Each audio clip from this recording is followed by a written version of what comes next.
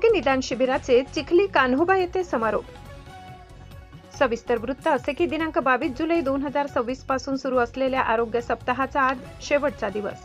नेर तालुका भारतीय जनता पक्षाच्या वतीने आणि मुख्यमंत्री सहाय्यता निधी अंतर्गत महाराष्ट्राचे मुख्यमंत्री देवेंद्र फडणवीस यांच्या वाढदिवसानिमित्त आरोग्य निदान शिबिराचे आयोजन करण्यात आले होते। त्यात बानगाव, वाईपारस, आजती, पाथरड, गोडे, मांगलादेवी, सोनवांडोना, दहिफळ आणि चिखली कान्होबा एवढ्या गावाच्या जनतेने या शिबिराचा लाभ घेतला। शिबिरात सर्वच रोगाचे निदान करून औषधोपचार मोफत करण्यात आले। त्याकरिता निलेश राठोड, तालुका अध्यक्ष अनिल राठोड, विभा जिल्हा अध्यक्ष पुसद, आशिष खोडे, शहर अध्यक्ष राजेंद्र देवडलकर, अजाबराव चिंचोलकर, पवन माहुरे, प्रीतम गावडे, शाहिद खान, अल्पसंख्याक सेलचे अध्यक्ष भापप नेर, राजू निमकर, मिनेश कठाले, राजू गुगलिया, आदेश चव्हाण, सौरव चव्हाण, बबन पवार, देवराव राठोड, सुधाकर जाधव, युवराज जाधव, सोनाली राजूरकर, महिला आघाडी संगीता चव्हाण आणि सर्व भारतीय जनता पक्षाचे कार्यकर्ते उपस्थित होते।